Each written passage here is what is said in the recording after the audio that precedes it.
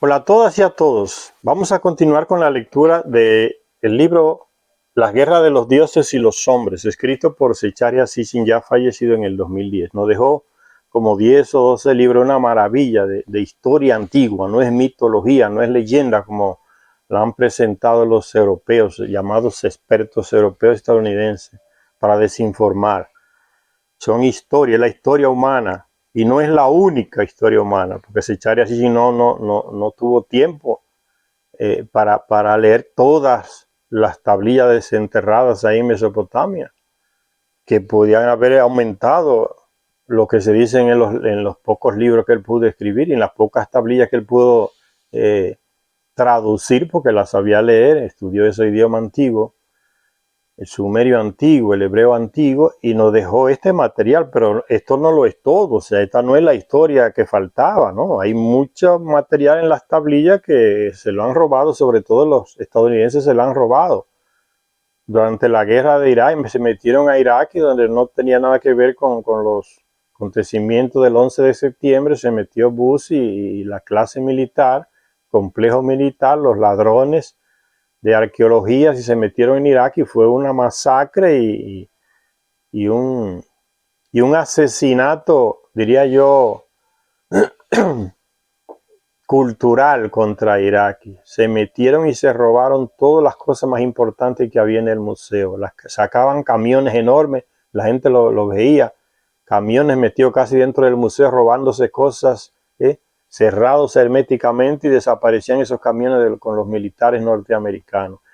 Y recuérdense que un año antes se había descubierto ahí en Irak la tumba del rey Gilgamesh, que había sido rey en una ciudad ahí en Mesopotamia, en el territorio de Irak, y que la mamá de ese rey era una Anunnaki, Ninsun. Entonces era una persona que el padre de un rey terrestre tenía la tercera parte de él, era Anunnaki, de la DNA, el DNA de él.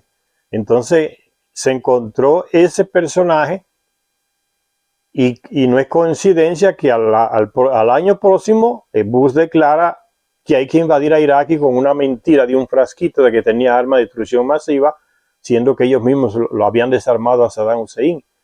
Pero se metieron para robar esa tumba y ese personaje, sus restos, y se llevaron eso y más en camiones herméticamente cerrados. Fue un crimen cultural y nadie, la mayoría de esas cosas están en Estados Unidos, como ellos dicen, desaparecidas, ¿no? Los militares se robaron el museo casi entero. No se pudieron llevar las murallas porque no cabían en los... Dejaron el área libre, que mucha gente se metiera a robar lo que quisiera, y después ellos llevaron camiones a robarse las cosas más importantes. Y entre ellos desapareció la tumba y el sarcófago con los restos de ese rey antiguo que tenía la mitad Anunnaki, más de la mitad, 2/3 partes eran Anunnaki, el rey Gilgamesh, robando arqueología para ocultar la historia y para tener poder y conocimiento, quién sabe otras cosas genéticas de esos personajes Anunnaki. Entonces, estamos hablando en la lectura pasada de Jericó. Dice Zecharia Sitchin, la edad de Jericó es un enigma que viene desconcertando a los expertos, dice Zecharia Sitchin, desde hace tiempo. Estos expertos dividen a grandes rasgos el progreso del hombre. Esas divisiones son estúpidas que han hecho los expertos europeos estadounidenses de la historia humana. Un disparate puro que no cuadra. La edad de la piedra, entonces han encontrado cantidad de monumentos que no son de piedra. Han encontrado objetos de hierro en la edad de la piedra. Y en lugar de decir, no, esa teoría de edad de piedra, eso es una porquería, eso no sirve. ¿Qué es lo que hacen? No, es que ese hierro que está ahí está fuera de época. ¿Ven la terquedad de esta gente? La prueba se la da la misma estructura que encontraron, el objeto que encontraron, y prefieren cerrar los ojos y seguir manteniendo su estupidez de que era edad de piedra. Entonces no puede aparecer otra cosa que no sea de piedra. La mentalidad será, si le dejamos la historia a esa gente, vamos a terminar más burro que ellos. No se le puede dejar la antropología a esos expertos europeos. Son mentirosos para caramba, igual que los estadounidenses. Mienten hasta el último momento. Edad de piedra, edad de hierro, edad no sé qué, todo ese puro disparate. Y eso es lo que se estudia en las universidades, porque ellos controlan todo. Dice, la edad de Jericó es un enigma, no se sabe, que viene desconcertando a los expertos desde hace tiempo. Estos expertos dividen a grandes rasgos el progreso del hombre, que se expandió desde Oriente Próximo, de la historia humana. En la época del Mesolítico, dicen ellos, o sea, la edad de piedra media, que vio la introducción de la agricultura y de la domesticación de los animales hacia el 11.000 antes de Jesucristo. El Neolítico, primero el Mesolítico, ahora el Neolítico, edad de piedra nueva, 3.600 años más tarde, que trajo con ella las poblaciones y la cerámica. Y por último, la civilización urbana de Sumer. Urbana, fue en la ciudad, no en el interior, que es rural. Centro, dice Sumer una vez más 3.600 años después. Sin embargo, ahí estaba Jericó, ya Jericó estaba. Cuando Sumer se levantó como civilización, Jericó estaba. Años, 3.600 años más tarde, que trajo con ella las poblaciones y la cerámica. Y por último, la civilización urbana de Sumer, una vez más, 3.600 años después. Sin embargo, ahí estaba Jericó, un centro urbano ocupado y construido por unos desconocidos en algún momento de los alrededores de 8.500 a.C.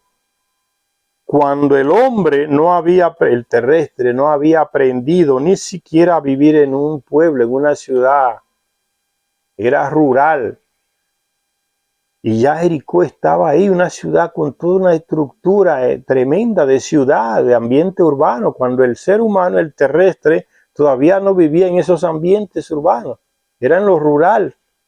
¿De quién vivía en ese ambiente urbano? Con todo el desarrollo del urbanismo, que no eran los terrestres.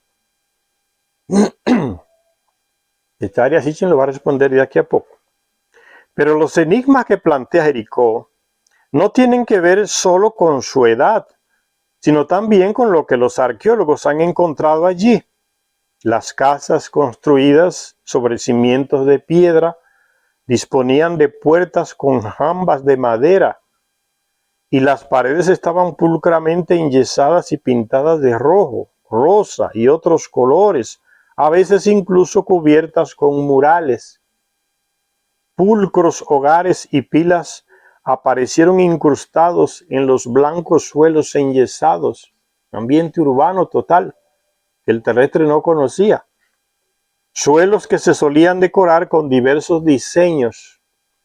Los muertos eran enterrados a veces bajo los suelos, enterrados pero no olvidados.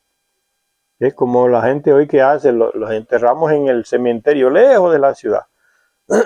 Como que no queremos. Por eso muchas culturas africanas y indígenas y otros entierran sus muertos debajo en el cuarto mismo de la casa, hacen un hoyo, ahí entierran el cadáver y critican a las sociedades urbanas de hoy que entierran a los muertos en el cementerio, lejos de la ciudad. Ellos dicen, ustedes no quieren a sus muertos porque los mandan lejos de ustedes, allá, al cementerio. Nosotros los queremos y por eso están aquí con nosotros en nuestra casa. ¿Cuál es más avanzada de esas dos culturas? ¿Cuál es más civilizada? ¿Cuál muestra más amor y cariño por esas personas que estuvieron en vida con nosotros? Los muertos eran enterrados a veces bajo los suelos, enterrados pero no olvidados. Al menos se encontraron 10 cráneos que se habían rellenado con yeso para recrear los rasgos del fallecido, una máscara de yeso para no olvidar los rasgos del hombre o de la mujer cuando estaban vivos, que se habían rellenado con yeso para recrear los rasgos del fallecido. Según todos estos rasgos resultan más finos y avanzados que los de los habituales habitantes del Mediterráneo, eran terrestres, de aquella época, y todo esto estaba protegido por una imponente muralla que rodeaba la ciudad, milenios antes de Jesús, miles de años antes de Jesucristo. Se levantó en mitad de una zanja de más de 9 metros de anchura y 2 metros de profundidad, excavada en la roca, sin la ayuda de picos ni azadas. Ya no fue trabajo de terrestres que usaban picos y azadas. Hubo un desarrollo explosivo, un desarrollo espectacular, estamos hablando de Jericó, cuyas causas, dice un investigador llamado Melar, aún nos resultan desconocidas, ignoran completamente a los expertos. El enigma de la Jericó prehistórica se agrava con las evidencias de sus redondos silos de grano, almacenamiento de alimentos, uno de los cuales se encontró todavía parcialmente en pie, en una cálida depresión cercana al Mar Muerto, a 250 metros bajo el nivel del mar, en un inhóspito lugar inadecuado para el cultivo de los cereales. Hay un silo con cereales ahí, en un lugar inhóspito para ese cultivo. Se encontraron evidencias de la abundancia de provisiones y del almacenaje continuo de trigo y de cebada. ¿Quién pudo construir esta avanzada ciudad en época tan remota para almacenar alimentos? ¿Y quién vivió en este lugar? ¿A quién sirvió como ciudad almacén fortificada con murallas? Jericó. No fue a los terrestres, que era un ambiente urbano, y los terrestres vivían en el ambiente rural en esa época. Y dice Secharia Sitchin, en nuestra opinión, la solución a este enigma, que los expertos no saben qué hacer con él, se encuentra en la cronología de los dioses, de los Anunnaki. En eso hay que encontrar, se encuentra la solución a ese enigma que los expertos plantean. Cronología de los dioses, no de los terrestres. Se encuentra en el hecho de que este increíble primer asentamiento urbano, no rural, urbano de Jericó, entre el 8.500 años antes de Cristo y 7.000 años, se corresponde exactamente con el periodo que, según Manetón, aquel escritor egipcio que fue encomendado para escribir la historia de Egipto antiguo y escribió sobre los dioses, Manetón, se corresponde exactamente con el periodo que, según Manetón, comprendió el reinado del dios Tot, uno de los Anunnaki. Tot en Egipto es el mismo Ningisida en Sumeria, hijo de Enki, que ayudó a crear el terrestre, el ser humano, y es el mismo que huyó a Mesoamérica.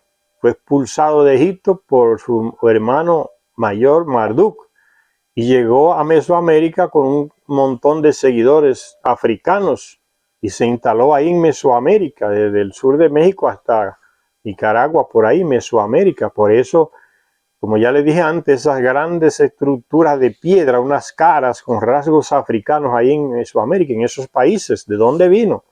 Desde el sur de México hasta Costa Rica y Nicaragua, por ahí. Esos le han puesto los Olmecas, son los seguidores de ese señor Tot en Egipto, Ningisida en Sumeria, que al llegar aquí a esa Mesoamérica se le cambia el nombre porque es otra cultura. Ya existían los terrestres ahí, los indígenas, y le dan el nombre en esa cultura de la serpiente emplumada, que es Salcoal. Y así en varios países de esa región tiene nombre distinto, ¿no? Ese es el dios Tot en Egipto. Y dice Secharia Sitchin que esa época de esa ciudad de Jericó corresponde exactamente con el periodo en que Tot reinó en Egipto, entre 8.670 y el 7.100 antes de Cristo. Su ascenso al trono, como ya vimos por los textos mesopotámicos, siguió a la conferencia de paz. Los textos egipcios dicen de su ascenso al reinado que se pronunció en presencia de los determinadores de Anu después de la noche de la batalla. Recuérdense que entre los seguidores de Enlil, comandados por Ninurta y Enki, se acordó que se le entregaría a la península del Sinaí no a uno de los principales, ni a Marduk, ni a los que habían participado en la guerra, sino a otros que no habían, hijos de Enki, pero que no habían participado en la guerra. Y Nigisida fue electo para eso. Se le entregó el territorio, que anteriormente a la guerra de las pirámides era territorio de Marduk. Por eso después que Marduk regresa de nuevo a su territorio, expulsa a Tot, que tiene que irse con sus seguidores fuera de esa región de África y se va a Mesoamérica, donde ya estaba Ninurta asentado. Ninurta creó dominios, territorios ahí en los Andes, en la ciudad de Tiwanaku, ahí en la parte alta de Bolivia. Ese era el centro de Ninurta. Entonces había de esa parte no se habla mucho en estos textos porque estas tablillas son de Mesopotamia, que quedan muy lejos de América, lo que hoy llamamos América. Entonces, quién sabe si en otras de tantos millones de tablillas enterradas en Mesopotamia hay algunas o miles que hablan de lo que pasó de este lado. Pero en las cuevas de los tallos en Ecuador se ha encontrado no tablillas, sino unas telas enormes, unas piezas de hierro de metal enorme escritas con la misma escrita sumeria, cuneiforme, porque son ellos que están allá. Quién sabe si en esas cuevas existe esa historia de los Anunnaki ahí en América. ¿Por qué los norteamericanos con Neil Armstrong, aquel que dicen que fue a la luna, hace una expedición y se mete a las cuevas de los tallos a robar de nuevo tesoros arqueológicos? Y saben todo, huelen todo, le siguen la huella a los Anunnaki para robar todo el material que puedan sobre ellos, señores. No puede ser ingenuo. Ingenuos e idiotas son los gobiernos de estos países que dejan que entren y se los lleven como si nada. Parece que son un monte de burros gobernando países que no entienden nada de arqueología y de tesoros, o no creen en estas cosas y dejan que estos señores se lleven todo. No aprenden de la inteligencia maliciosa de los estadounidenses. Ni se pregunta, pero ¿por qué se lo quieren llevar? Entonces significa que tienen un gran valor. Ni eso se preguntan esos presidentes. Deja que se los lleven. Y sigue diciendo Zecharia Sitchin que esa ciudad corresponde exactamente a la época del reinado de ese Nigisida o Tot, como se le llamaba en Egipto. Los textos egipcios dicen de su ascenso al trono que se pronunció en presencia de los determinadores de Anu, después de la noche de la batalla de la Gran Pirámide, y después de que él ayudara a derrotar al viento tormentoso, Adad, el torbellino, y Ninurta, y de ayudar más tarde a hacer la paz entre los dos contendientes. Fue intermediario. El período que los egipcios asociaban con el reinado de Tot fue una época de paz entre los dioses, cuando más poblaciones establecieron los Anunnaki en relación con la construcción y la protección de las nuevas instalaciones espaciales. En el espaciopuerto antiguo ahí, que nacía desde el Golfo Pérsico y seguía directo hacia arriba, hacia el Mediterráneo, había en ese corredor imaginario, ¿no?, donde vienen las naves y llegan hasta allá encima, y el espaciopuerto estaba ahí en una ciudad de Mesopotamia. Ahí descendían las naves. El centro estaba en Nippur, el centro de control de misiones. Dice que en ese corredor se fueron estableciendo ciudades de los Anunnaki, ciudades que guardaban alimentos, ciudades que guardaban aparatos, ciudades que tenían garajes, ciudades que tenían lugares donde se fabricaban repuestos para las naves que se averiaban, cantidad de material en diferentes ciudades que servían para llevar enfermos de ellos mismos. O sea, un corredor con ciudades preparado, ya. Es como cuando uno hace un barrio hoy que tiene que dotarlo de estructura, de superestructura, que sirva para la gente vivir, o sea, que haya escuela, que haya hospitales, que haya comercio, que haya bancos, que haya lugares de recreo, o sea, todo en un barrio, si se quiere que la gente habite con cierta dignidad, hay que construir todas esas estructuras, pues algo parecido. Se construye el espacio puerto y en todo ese transcurso, esa línea que marca el espacio puerto, se van creando ciudades que corresponden a ciertas necesidades de los Anunnaki. A eso se está refiriendo, no es nada extraño. Pero es lo mismo acá.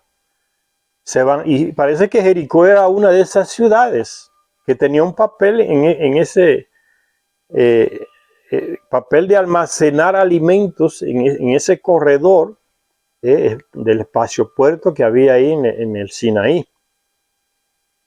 Y sigue diciendo entonces que entonces, habían rutas, ¿no? Y caminos y carreteras, y no carreteras, sino caminos que unían a diferentes ciudades, por donde los Anunnaki, pues, porque ellos no todos lo hacían en naves, iban también con vehículos, quién sabe de qué tipo, y caminando también, o con animales, o sea, hacían uso de todos los recursos que tenían. Levantaban murallas porque pues, había gente que atacaba o bandidos que robaban. Después ya que se crearon los terrestres, miles de años después ya había que cuidarse de todo. Habían asaltantes por los caminos, entonces había que tener lugares estratégicos para mantener una ruta limpia, ¿no? de almacenamiento de diferentes tipos de cosas. Dice, el periodo que los egipcios asociaban con el reinado de Tot fue una época de paz entre los dioses, cuando más poblaciones establecieron los Anunnaki en relación con la construcción y la protección de las nuevas instalaciones espaciales. La ruta marítima a Egipto, ya, del Sinaí se va a Egipto por el mar también y también por los caminos. La ruta marítima a Egipto y a Tilmún, que es la región ahí en el Sinaí, a través del Mar Rojo, tenía que ser apoyada por una ruta terrestre que permitiera conectar Mesopotamia con el centro de control de misiones y el espacio puerto.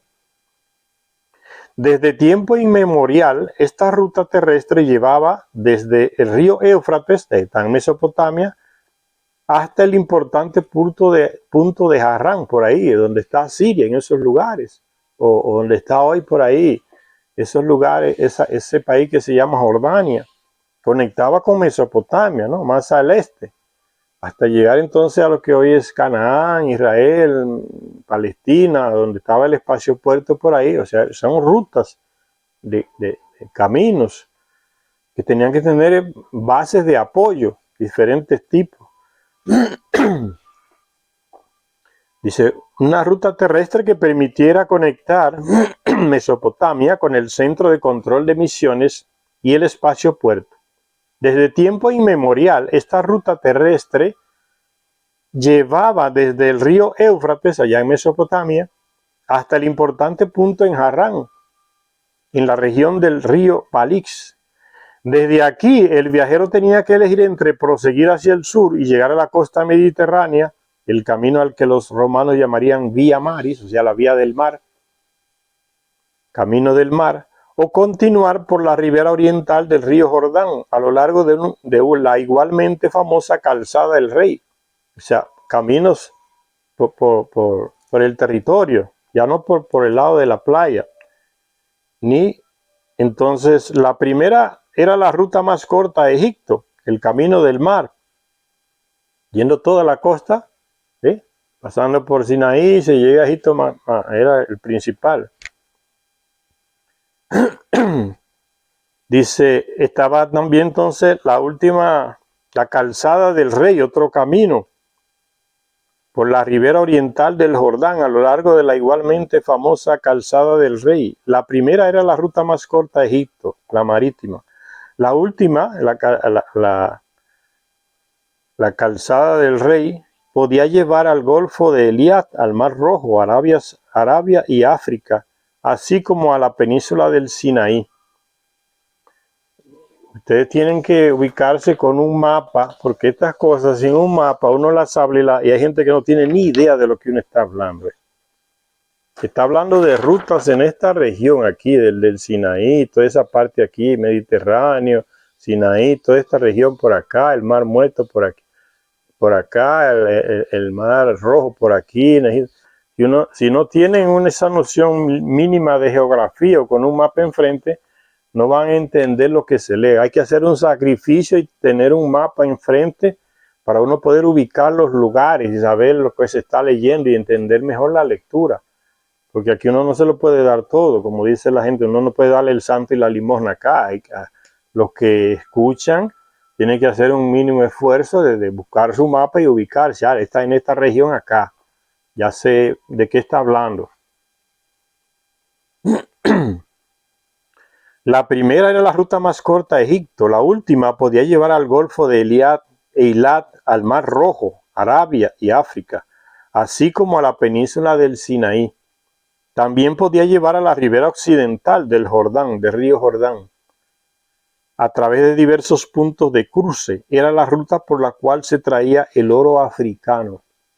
¿Ven? Entonces había que proteger esa ruta con militares, con armas, porque habían bandidos que asaltaban las caravanas. Ya todas esas cosas existían. El más vital de estos cruces, el que llevaba directamente al centro de control de misiones de Jerusalén, era el punto de cruce de Jericó. ¿Ves? Ya está apareciendo cuál es la función de esa ciudad urbana, miles de años antes de que los terrestres vivieran en ambiente urbano. El más vital de estos cruces de caminos, el que llevaba directamente al centro de control de misiones de Jerusalén, era el punto de cruce de Jericó. Era el más vital, ¿ven? Por allí y entonces por eso ahí se justifica que estaba amurallada. Por allí cruzarían los israelitas el Jordán para entrar en la tierra prometida. Y sugerimos que fue allí donde milenios antes los Anunnaki establecieron una ciudad. Los Anunnaki establecieron una ciudad que protegiera el punto de cruce y que ofreciera provisiones a los viajeros para que continuaran su viaje. Era un centro de aprovisionamiento amurallado. Se supone entonces que había defensa, militares ahí. Centro de provisiones a los viajeros para que continuaran su viaje. Hasta que el hombre lo convirtió en su hogar, ahí, hasta que el terrestre llegó entonces a vivir en esa ciudad que habían construido los Anunnakis para ellos, para almacenar cosas. Después de miles de años llegaron los terrestres y ocuparon ese lugar. Hasta que el hombre lo convirtió en su hogar, Jericó no fue más que un puesto avanzado de los dioses, de los Anunnaki, no de los terrestres. ¿Acaso los Anunnaki construirían una población solo en la ribera occidental del Jordán, dejando la ribera oriental, la más importante, la de la calzada del rey, aquel camino, desprotegida? O sea, construyeron de un lado del Jordán y del otro lado lo dejaron desprotegido. Entonces era así, no, se descubrió también del otro lado del Jordán que ellos construyeron otra ciudad también que servía de punto de protección a las caravanas que pasaban por ahí. Dice Zecharia Sitchin, resulta razonable pensar que debió haber otra población en el lado opuesto, en la ribera oriental del Jordán. Y de hecho, esta población se ha encontrado. El trabajo arqueológico ha desenterrado la ruina de esa otra población. Aunque no es demasiado conocida fuera de los círculos arqueológicos, o sea, no se expandió mucho la noticia del descubrimiento de esa otra ciudad paralela a Jericó, de cada lado del Jordán, las dos ciudades. Este descubrimiento se quedó a nivel de los que lo encontraron. ¿Por qué? Porque información estratégica para ellos, ¿no? Que siempre están metiéndose en los lugares y escondiendo las cosas. Y de hecho esa población se ha encontrado, aunque no es demasiado conocida fuera de los círculos arqueológicos. Y lo que se descubrió allí es aún más sorprendente que lo descubierto en Jericó. Este enigmático lugar fue descubierto en 1929 por una misión arqueológica organizada por el Instituto Bíblico Pontificio del Vaticano.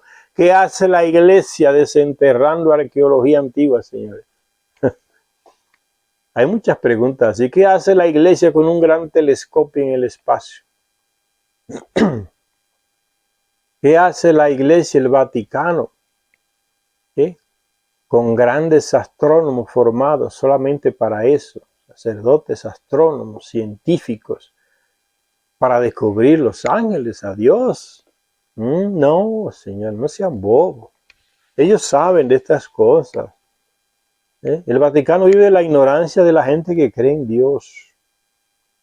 El proyecto de ellos es aprovecharse de esa creencia y tener poder y acumular poder. La cantidad de tesoros arqueológicos que esa gente se han robado, igual que otros europeos, porque ellos son europeos también, están en Europa, es inmensa y la tienen escondida también y no la publican. Es tesoro estratégico de ellos, del Vaticano. Se está actuando igual que Estados Unidos, que Alemania, que Francia, que Inglaterra, escondiendo cosas, robándose cosas en otros lugares, en otros países. Es que para aumentar la fe, no tiene nada que ver con fe, señores, es poder. Fíjense quién descubrió esa otra ciudad, del otro lado del Jordán, la orilla occidental. Son como, el camino pasa por el medio, la calzada del rey, ese camino que va desde allá, desde el Líbano hasta Egipto, y de los dos lados, ribera del río Jordán, los Anunnaki construyeron 2 ciudades para proteger el paso. Y se descubrió en 1929 esa otra ciudad que hacía como paralelismo con Jericó, que estaba del otro lado. ¿Quién la descubrió? Los arqueólogos del Vaticano. Entonces, allá que no se llevaron nada, que se quedaron rezando ahí y alabando a Dios, ¿no? Claro que no. Hicieron lo mismo que hacen los expertos europeos, se llevaron un montón de cosas y lo mantuvieron el mayor sigilo posible, como hacen todos. La misma actitud. Una misión arqueológica en 1929, organizada por el Instituto Bíblico Pontificio del Vaticano. Los arqueólogos dirigidos por Alexis Mayón se sorprendieron por el alto nivel de la civilización que encontraron allí, igual que pasó en Jericó. Hasta el nivel más antiguo de habitación, hacia el 7500 a.C., estaba pavimentado con ladrillos, no tenía nada de rural, todo urbano, igual que Jericó. Y aunque el periodo en que estuvo poblado iba desde el final de la edad de piedra hasta la edad de bronce, los arqueólogos se sorprendieron al ver que en todos los niveles se revelaba la misma civilización que en Jericó. A este lugar se le dio en llamar Tel Gazul, por el nombre de la colina en la que se halló. Como no saben qué nombre tenía esa ciudad, pusieron Tel Gazul porque se encontró en una colina que tiene ese nombre, Tel Gazul. Entonces le pusieron Tel Gazul, por el nombre de la colina en la que se halló, dado que su nombre antiguo es aún desconocido. Evidentemente controlaba, junto con otras poblaciones satélites, el vital punto de cruce y la calzada que llevaba hasta él. Una vía que aún hoy en día se sigue utilizando para llegar al puente Ayembi, ahí en Israel. Israel se ha robado todos esos territorios, todas esas ciudades antiguas, y ha acorralado a los palestinos en pequeños pedacitos. Y continúa el robo de territorios y de arqueología. Los arqueólogos ya se percataron de la estratégica ubicación de Tel Gazul cuando comenzaron a excavar sus ruinas. Desde la cima de la colina se tiene una interesante, está en una cima, ¿no? En la colina de Tel Gazul. Se tiene una visión interesante panorámica de todas las tierras de alrededor. El Jordán al oeste como una línea oscura.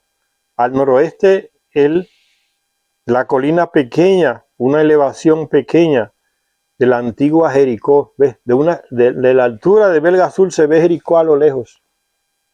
Son estratégicas las 2 ciudades. Y más allá de esta elevación de esta Jericó, las montañas de Judea se ven, con Betel, lugar de Dios, significa, de Dios, ¿no? Y el monte de los olivos de Jerusalén se consigue ver. Está tapada por el monte El Muntar, pero se pueden ver las alturas de Tecoat, una de las aldeas de Judea, y de los alrededores de la ciudad de Hebrón, ahí en Israel. Este tal Mayon, que fue en nombre del Instituto Bíblico Pontificio del Vaticano, escribió una obra con otros ahí, un tal Keppel y Neuville, titulada Teliat Gasul, informes sobre las excavaciones del Pontificio Instituto Bíblico. Hacia el norte no hay obstáculos a la vista en unos 50 kilómetros. Hacia el este se puede ver el monte Moab y las estribaciones del monte Nebo. Estamos hablando ya en esa región de Canaán, el monte Nebo. ¿No les recuerda a Nabu, el hijo de Marduk, que reinó por esas regiones por ahí y reinaba también ahí en Mesopotamia, en la ciudad de Borsippa? Todavía queda una torre ya casi destruida completamente ahí en lo que hoy es Irak y Mesopotamia. La ciudad de Borsippa, donde reinaba Nabu, el hijo más pequeño que tuvo Marduk con una terrestre. Nabu fue también hermano de Osiris y de Set. Entonces de ahí viene el nombre de Monte Nebo, de él, en honor a él, Monte Nebo. Y recuérdense que en honor a él se le puso nombre a reyes en Mesopotamia también. Nabucodonosor, Nabupolazar. Estos eran reyes. Los terrestres le ponían los nombres de los dioses como una señal de honrarlos. Como sucede, no hay nada extraño, ahí se sigue haciendo igual. Desde que llegó el cristianismo a estas tierras, a la gente se le pone el nombre de ¿qué? De José, de María, de Jesús. Son los nombres de la familia de Jesucristo, ¿no? Pues es lo mismo. Nabupolazar, Monte Nebo, Nabucodonosor, en honor a ellos.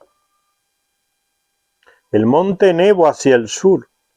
Más allá del espejo del mar muerto se puede ver la montaña de sal, el monte Sodoma. Es una visión panorámica, como dijo Zecharia Sitchin anteriormente, que entonces es estratégica por ser panorámica. Una ciudad del lado del Jordán y la otra del otro lado, o sea, para proteger el camino. Se ve todo de allá, de esa colina, donde está esa otra ciudad, Tel Gasul.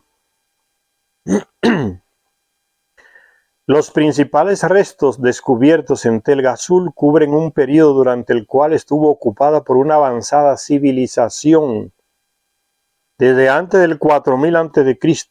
hasta los alrededores del 2000 a.C., cuando el lugar fue repentinamente abandonado. ¿Por quién? Por los dioses. Igual que Jericó, se fueron los dioses, se metieron los terrestres y ocuparon las ciudades.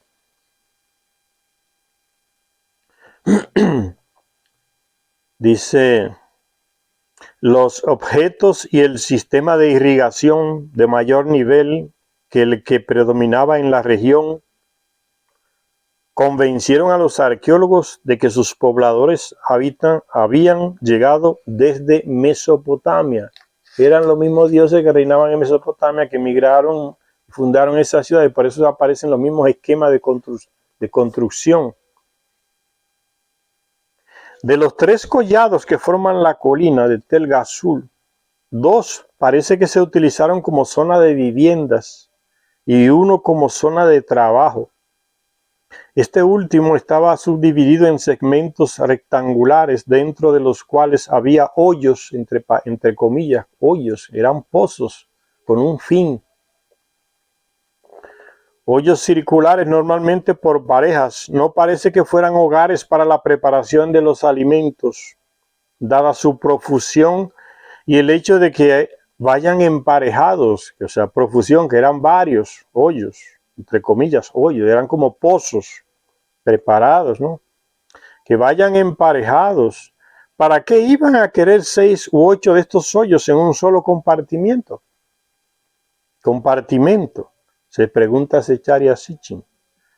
Sino también porque algunos de ellos eran cilíndricos y profundizaban excesivamente en la tierra. En combinación con esto se encontraron unas enigmáticas franjas de ceniza, restos de algún tipo de material combustible, o sea que se quemaba, producía ceniza, que se cubría con arena fina y tierra para formar así el cimiento de otra capa de estas franjas de ceniza. En la superficie el suelo estaba cubierto de piedras pequeñas, restos de rocas despedazadas por una fuerza que también las había oscurecido. ¿Qué tecnología usaron para desmenuzar esas piedras que parecían que estaban quemadas, oscurecidas? ¿Qué tipo de rayos se usó? No fue con pico y pala y masa, porque no era de terrestre, no estaban los terrestres ahí. Por una fuerza que también las había oscurecido, a las pequeñas piedras. Entre los objetos encontrados había un objeto pequeño y circular, hecho de arcilla cocida, modelado con precisión para algún propósito técnico desconocido. Pero los misterios se acrecentaron en las zonas residenciales de Tel Gazul. Allí los muros de las rectangulares casas habían caído como si hubieran sido golpeados por una fuerza repentina a nivel del suelo. ¿Qué pasó ahí? A consecuencia de lo cual las partes superiores de las paredes habían caído limpiamente hacia adentro. ¿Qué tipo de arma se usó para causar destrucción? Eso se explica en otros lugares. Esa fue la zona, señores, donde atacó Nergal, donde vivían los seguidores de Nabu por ahí, Sodoma, Gomorra. Esa gente eran seguidores de Nabu, de Marduk, del clan de Enki, que ocupaba por ahí. Y Nergal, siendo hijo de Enki, se alió con Ninurta y atacaron esas regiones por ahí, quemaron todo, arrasaron las ciudades pecadoras, se dice en la Biblia, en el Antiguo Testamento. Sodoma, Gomorra y otras, era la misma región. Destrozado, dice, las paredes se cayeron y no fue por un terremoto. Se habían caído los muros de las rectangulares casas como si hubieran sido golpeados por una fuerza repentina a nivel del suelo. A nivel del suelo cayeron. A consecuencia de lo cual las partes superiores de las paredes habían caído limpiamente hacia abajo.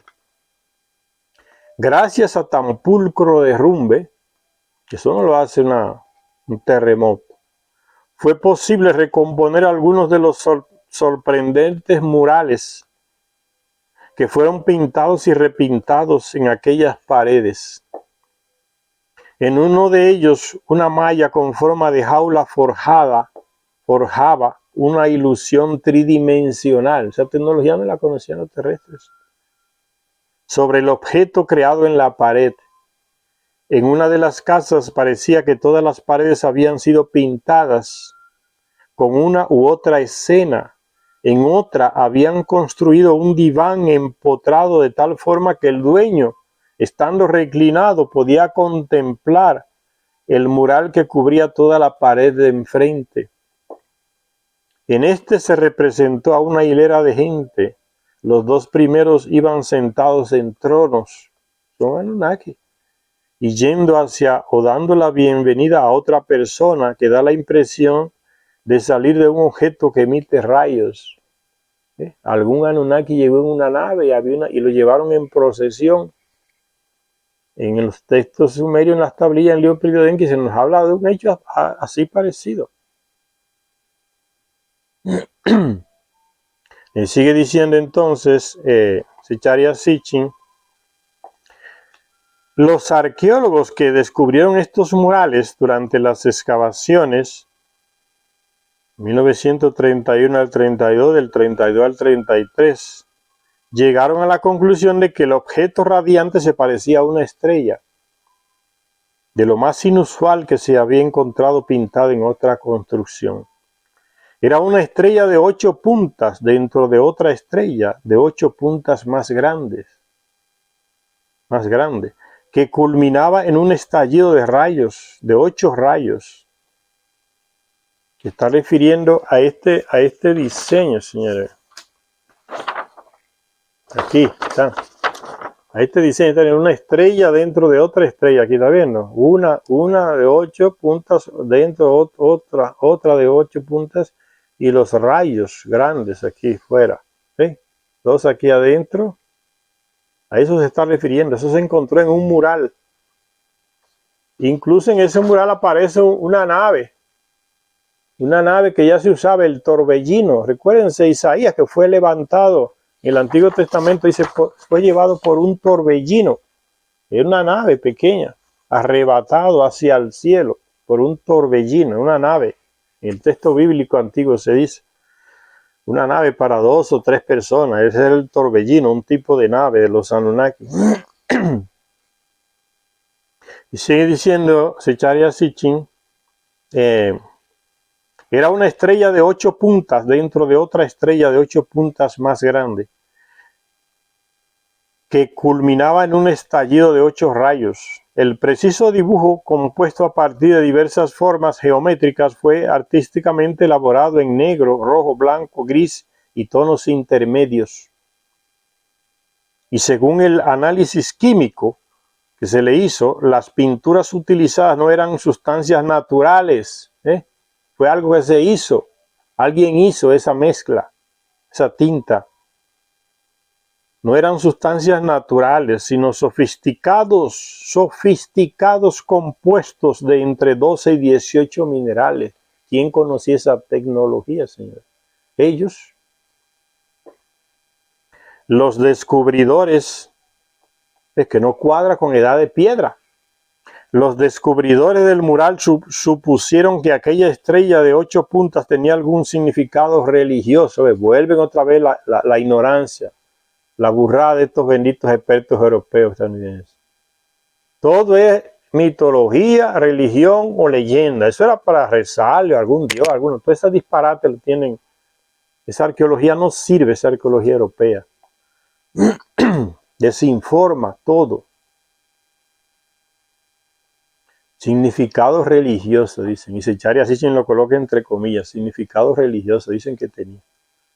Señalando que la estrella de 8 puntas que representaba al planeta Venus era el símbolo celeste de la diosa Ishtar o Inanna.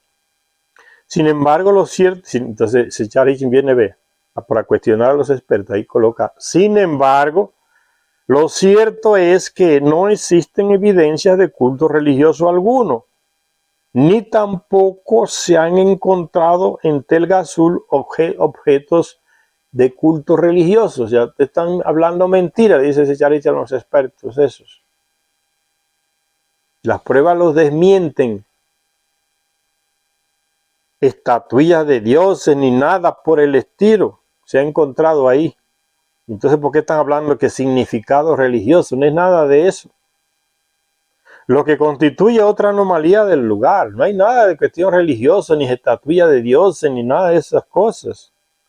Entonces el lugar no tiene nada que ver con eso, con cosas religiosas.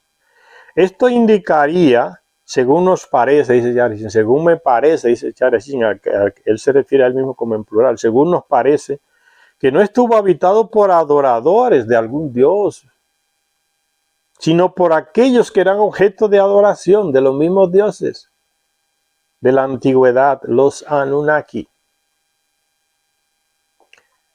De hecho, continúa Zecharia Sitchin, nos podemos encontrar con un dibujo similar en el mismo Washington.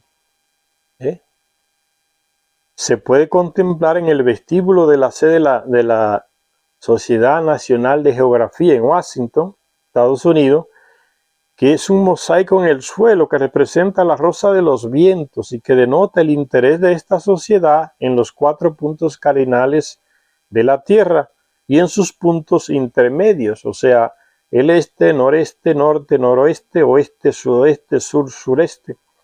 Y creemos que fue esto también lo que los antiguos pintores tenían en mente, indicar su relación y la del lugar con las 4 regiones de la tierra. Las 4 regiones, ya las mencionamos, ¿recuerdan? Mesopotamia, la principal, después seguía la de Egipto, donde reinaba Enki, después se creó por allá por el valle del Indo, en Pakistán y la India, la que se le entregó a Inanna, y la última se creó ahí en donde estaba el espacio puerto para que no hubiera guerra y se le llamó Tilmun, la 4ª región, que era dirigida por Niñarsai, la media hermana de Enki Enlil. Sigue diciendo Zecharia Sitchin, la idea de que la estrella en el mural radiante no tenía un significado sagrado viene reforzada también por la falta de devoción que denotan los grafitis que la circundan. No aparece nadie rezando, ni alabando, ni actitud de oración en el diseño que se encontró en la pared. Entonces no es nada de religioso. Los expertos son una porcaría cuando analizan las cosas, porque tienen esa mente ya poluida de que todo es mitología, religión, leyenda, y de dioses antiguos que no quieren decir que son los Anunnaki, que no fueron dioses ni nunca serán dioses, personas que vinieron de otro planeta. La idea de que la estrella radiante no tenía un significado sagrado viene reforzada también por la falta de devoción que denotan los grafitis que la circundan. En estos se representan construcciones de gruesos muros, nada que tenga que ver con religión, aletas de peces, pájaros, alas, un barco, e incluso, según sugieren algunos que han visto el mural, un dragón, hasta un dragón marino, se nota, aparece en el mural. En estos grafitis se observan distintos tonos de amarillos y marrones, además de los colores ya mencionados. Una atención especial merecen 2 figuras en las que se ven unos grandes ojos. La nave aquella que les enseñé, el torbellino. De esto sabemos algo más, pues estas figuras se encontraron pintadas también a mayor escala y con mayor detalle en las paredes de otras casas. Pintaban sus naves pequeñas en los murales. Estos objetos tenían un aspecto esférico u oval, forma de huevo, con diversas capas en la parte superior, pintadas.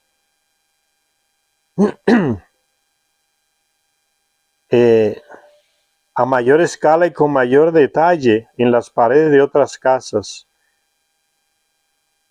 En blanco, pintadas en blanco y negro. En el centro había 2 grandes ojos, unos perfectos discos negros dentro de círculos blancos. En la base se veían 2 o 4 soportes extendidos en rojo. El soporte, cuando esa pequeña nave desciende, suelta como esos pies que la sostienen cuando está posada. Como se ve en muchos ovnis hoy, que sacan pies antes de posarse en la tierra, ¿no? El avión, cuando va a aterrizar, saca las ruedas que decimos, ¿no? Para poder posarse, después las guarda. Pues es lo mismo que se está diciendo, ¿no? Patas mecánicas, sobresalía un artilugio bulboso. ¿Qué eran estos objetos? ¿No serían los torbellinos de los textos de Oriente Próximo, incluido el Antiguo Testamento? Como ya les dije, donde Elías fue arrebatado en uno de ellos. Los platillos volantes de los Anunnaki, se pregunta Zecharia Sitchin. Los murales, los hoyos circulares, las franjas de cenizas, los ennegrecidos guijarros o piedras molidas, ¿no? La ubicación del lugar, todo lo que se ha descubierto y probablemente lo mucho que queda, hablan de Tel Gazul como de un bastión y base de suministros de las aeronaves. ¿Ve? Jericó, suministro de alimentos. Tel Gazul del lado de la otra orilla del río Jordán. Almacenamiento de naves pequeñas y suplimentos para esas naves. Tel Gazul. como de un bastión y base de suministros de las aeronaves de patrulla de los Anunnaki. El punto de cruce entre Tel Gazul y Jericó jugó un papel importante y milagroso en diversos acontecimientos bíblicos, un hecho que pudo potenciar el interés del Vaticano por aquel lugar. Fue allí donde el profeta Elías atravesó el río hacia la ribera oriental con el fin de concertar una cita. ¿Ve?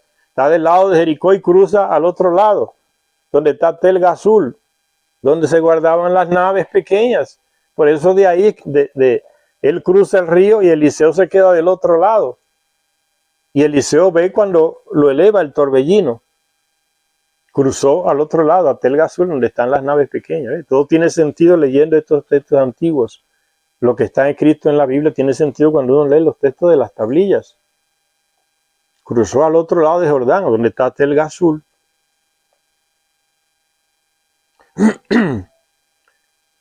El interés del Vaticano por aquel lugar fue allí donde el profeta Elías atravesó el río hacia la ribera oriental, con el fin de concertar una cita.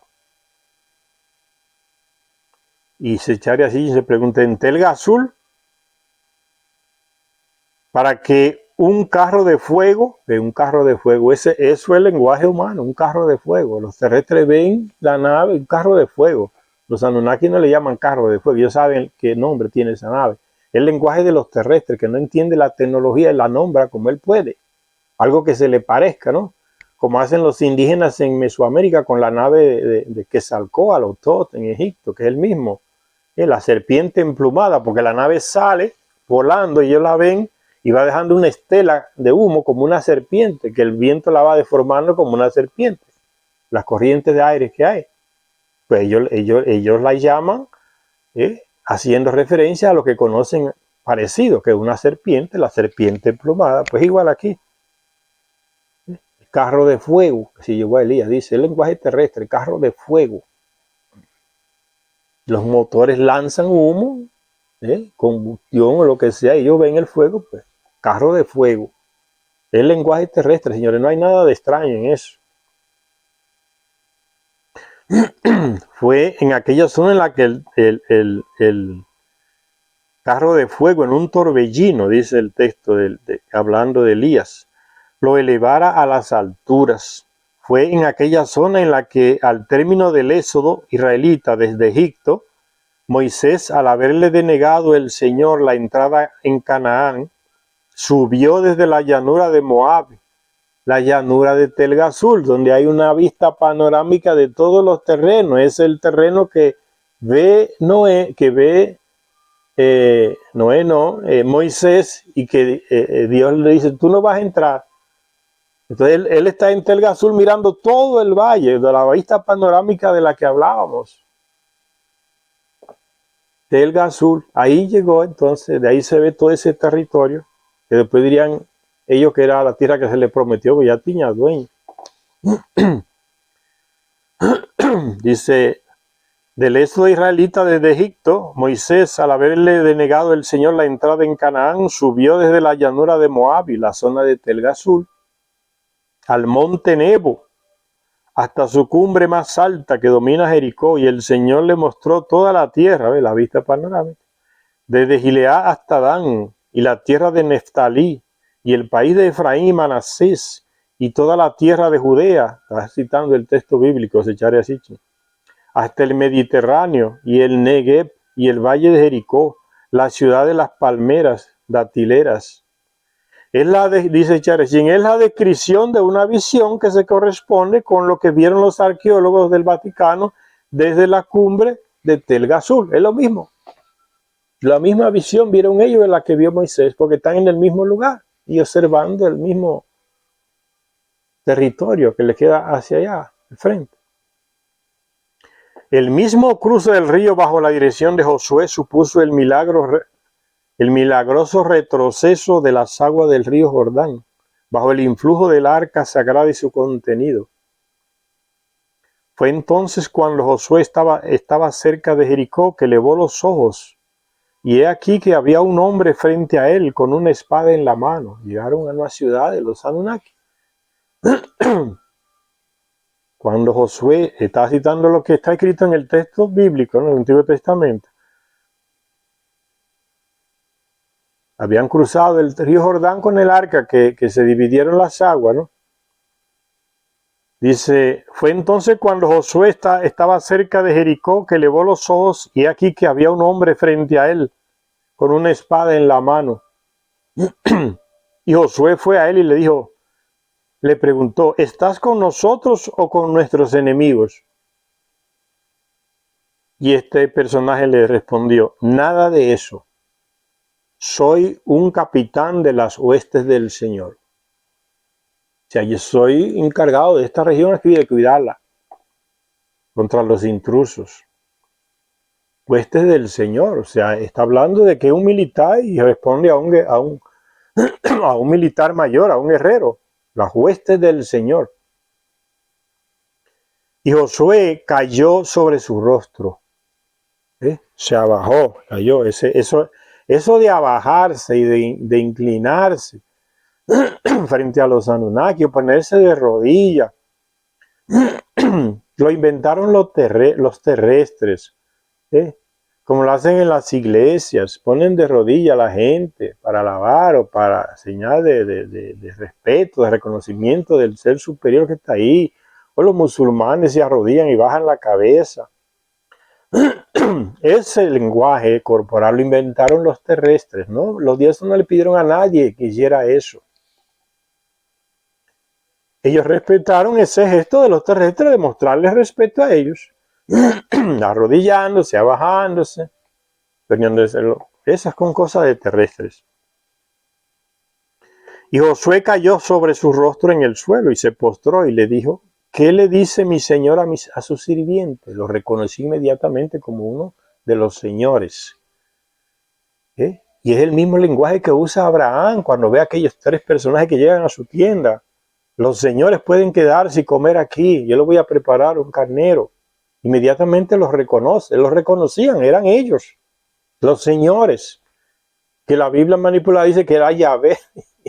Son ellos, y se dan unas harturas ahí de carnero que Abraham le prepara en la tienda con Sara ahí. Y comen y se hartan y siguen caminando. ¿Qué Dios? Ni que nada. Los Anunnaki. Viene, como le dice Moisés, ¿qué le dice mi señor a su sirviente? El terrestre se ve como un servidor de ellos, inferior. Y el capitán de las huestes de Yahvé le dijo a Josué, descálzate, o sea, quítate las sandalias, pues el lugar en el que te encuentras está prohibido. Aquí no entran terrestres sin nuestro permiso. Eso es lo que le está diciendo. Después el capitán de las tropas de Yahvé le informó de los planos del Señor para la conquista de Jericó.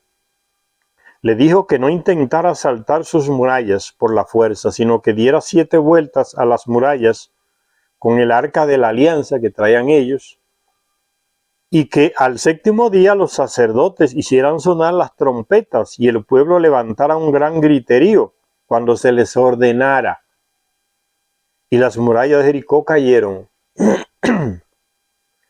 En eso que dice el Antiguo Testamento no están todos los detalles de cómo se desmoronó esa muralla. Aquí se dice un resumen demasiado exprimido. Por eso que no se entienden muchas cosas que hay en el Antiguo Testamento, porque el escritor resume demasiado, no da los detalles. En las tablillas habrá que encontrar los detalles de cómo fue realmente eso. Que gritando, tocando trompetas, se derrubaron las murallas. Faltan muchos detalles. También Jacob, al cruzar el Jordán de noche a su regreso a Canaán desde Harrán, se tropezó con un hombre, dice el texto del Antiguo Testamento. Y Jacob se dio cuenta de que su contrincante, y que ambos lucharon hasta el amanecer. Jacob, al que después se le nombraría Israel, hijo de Isaac, ¿no? Jacob se dio cuenta de que su contrincante era una deidad, era uno de ellos. Él no sabía que estaba luchando con uno de ellos. Y Jacob, al cruzar el Jordán de noche a su regreso a Canaán desde Harrán, se tropezó con un hombre, entre comillas, coloca Sechari así, un hombre. Y ambos lucharon hasta el amanecer, momento en el cual Jacob se dio cuenta de que su contrincante era una deidad. Y Jacob le llamó al lugar Peniel, el rostro de Dios. Penuel, dice la Biblia. El rostro de Dios. Vi a uno de ellos, a uno de los dioses, lo vi, no morí, no me mató. El miedo que le tenían a esos personajes. Como Josué se arrodilla inmediatamente de que descubre que es uno de ellos. Y no estoy frito, ¿no? Y los Anunnaki no tenían esa moral. Si había que decretar el destino de ese terrestre de una vez pronto. No tenían ese remordimiento de conciencia. Mejor era abajarse de una vez y reconocer que el tipo es uno de los señores. Y entonces dice que, hablando de Jacob, dice entonces que momento en el cual Jacob se dio cuenta de que su contrincante era una deidad y Jacob le llamó al lugar Peniel o Penuel, dice en la Biblia, el rostro de Dios, donde vi el rostro a Dios. Pues he visto a Dios cara a cara y he sobrevivido. Está hablando de un personaje, Anunnaki, que ellos le llaman de dioses. Entonces he visto un dios y la Biblia manipula, los escritores bíblicos manipulan todo y colocan como que yo vi a Dios, al Yahvé. Es uno de ellos, que son todos llamados de dioses. He visto cara a cara a uno de ellos, a Dios, y he sobrevivido, dice. De hecho, el Antiguo Testamento dice con toda claridad que en tiempos antiguos hubo poblaciones de los Anunnaki en los accesos más importantes a la península del Sinaí, a Jerusalén. Los Anunnaki habían decretado terrenos sagrados, ¿para qué? Para que los terrestres les estaba prohibido entrar ahí a esa región, a esos territorios. ¿Sí? No podían entrar donde estaba el espaciopuerto, no podían entrar en la ciudad donde ellos tenían sus naves, sus almacenamientos, porque inmediatamente podían ser muertos. Y los terrestres lo sabían. No se puede entrar allá, es un terreno sagrado. Sabían que los podían matar, violando la orden de los Anunnaki, de los dioses. Yo lo vi y no morí, o sea, no me mató, estuvo ahí, no, me perdonó la vida. He visto a Dios cara a cara y he sobrevivido. De hecho, el Antiguo Testamento dice con toda claridad que en tiempos antiguos hubo poblaciones de los Anunnaki en los accesos más importantes a la península del Sinaí y a Jerusalén, donde estaba el centro de control de misiones. No podían entrar los terrestres. El que entre lo matan de una vez, para que nadie se atreva a entrar, donde están la tecnología de ellos. Se le llamaba antiguamente a Hebrón, la ciudad que custodiaba la ruta entre Jerusalén y el Sinaí, se le llamaba antiguamente Kiryat Arba, que significa fortaleza de Arba. Fue un gran hombre, rey, entre los Anakim. Uno de ellos, los Anakim, son los mismos Anunnaki. En el libro de Josué, capítulo 14, verso 15, se habla de esto. Un gran rey, Arba, un gran rey entre los Anakim. Josué 14, versículo 15. Los descendientes de los Anakim, dirán los israelitas, se nos diría más adelante, todavía moraban en la región durante la conquista israelita de esos territorios de Canaán. Y existen multitud de referencias bíblicas a la morada de los Anakim en la ribera oriental del Jordán. ¿Quiénes eran estos Anakim? Dice Sechari así, se pregunta. Este término se traduce habitualmente como gigantes, pero es un error. La misma traducción que se le daba al término bíblico Nefilim en el Antiguo Testamento, que habitaban gigantes, en esa traducción está equivocada. No dice gigante el original sumerio. Son los Nefilim. Pero ya hemos demostrado, dice Zecharia Sitchin, sin lugar a dudas, que por Nefilim, aquellos que bajaron en sus naves, ¿no? Bajaron, El Antiguo Testamento se refería al pueblo de las naves voladoras.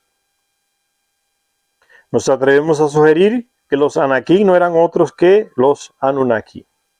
Vamos a parar por aquí, señoras y señores, y gracias a todos y a todos por ver este canal, y esperamos que esta lectura aquí se le vayan aclarando a mucha gente que, aunque no sea experto en estos temas, esto es historia humana, señores. Estos no son libros antiguos, es historia humana que se nos ha ocultado, y aquí tratamos de dársela a la gente que se interese en historia, para que aumente su conocimiento y para compartir el conocimiento. Gracias a todas y a todos, hasta la próxima lectura.